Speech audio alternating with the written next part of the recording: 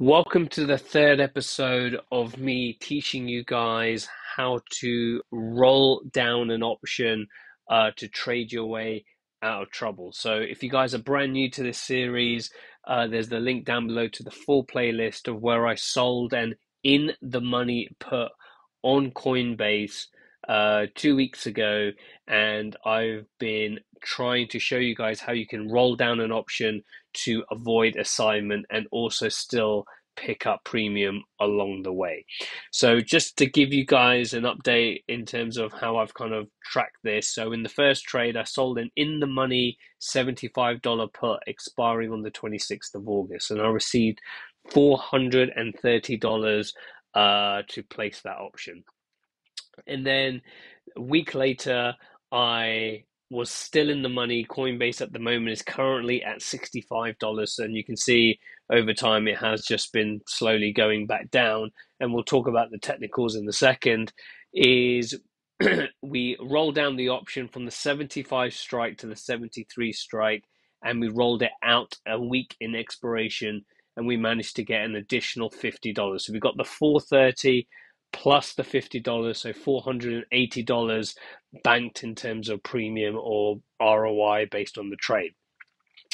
And this week, what we've done is, as you can see, we're still in the money. So yesterday, I rolled down the option again by $2, but we're getting deeper in the money here. So we're at $64, and my put option was at 73, right? So that's $12. Is that right? $12? No, it's $8, sorry. No, it's not even $8. It is $12, yeah. In the money, so quite deep in the money, and I don't want to get assigned the option. And today is the 2nd of September, so I had to do something, otherwise I would have been assigned the shares.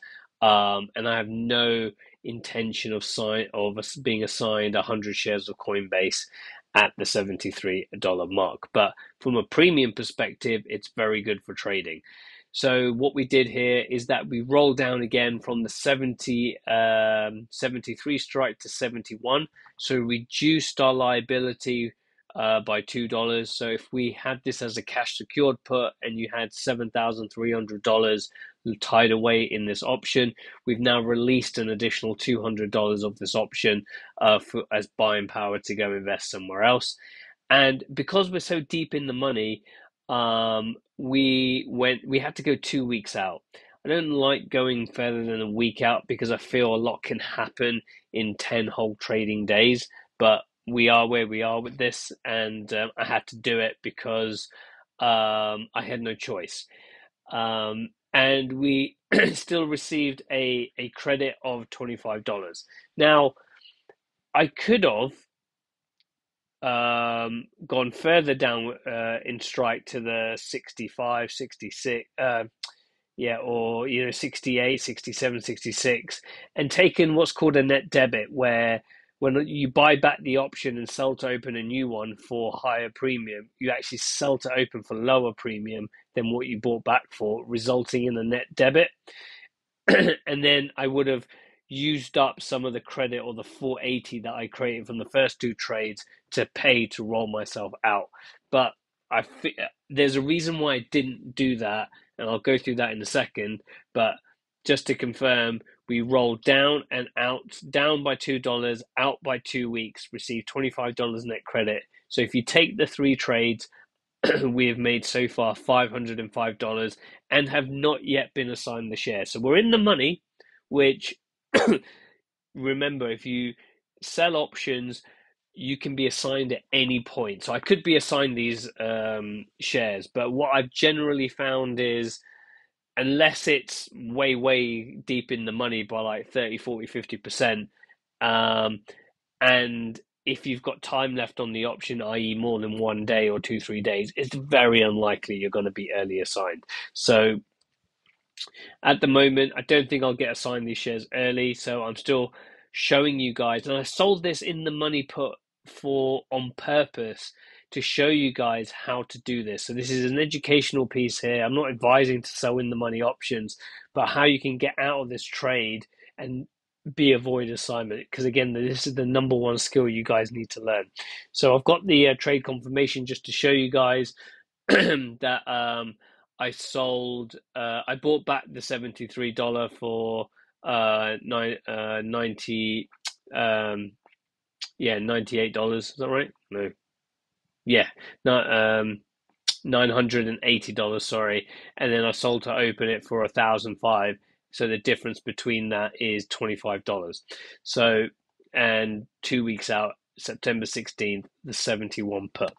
So that's where we are at the moment. And the reason why I didn't go further down is because we have got a missed pivot, a missed daily pivot, and we have a missed well, it's not missed at the moment. We're still in September. We just started September, but we have the September pivot here around the $80 mark, and this one's slightly higher at nearly $81.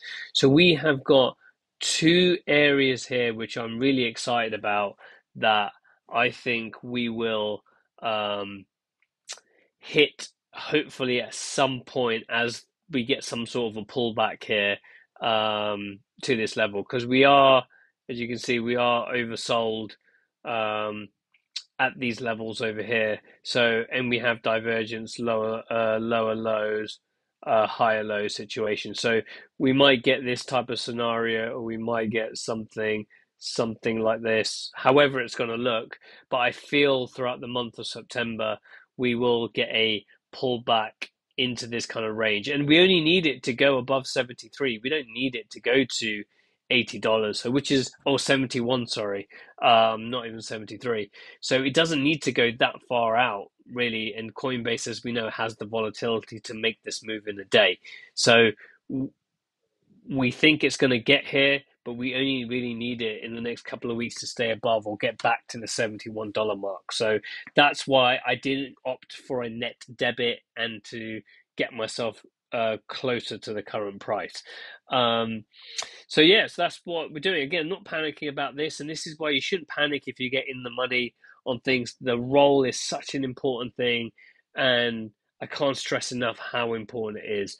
And if you guys are interested in options or want to understand how you can trade for a living, the Trading for a Living playlist that I'm doing, challenges on the screen now, as well as my 11K challenge, where again I'm doing some naked covered calls and rolling up and out in that scenario there. So check out that playlist as well, and I shall see you guys in the next video.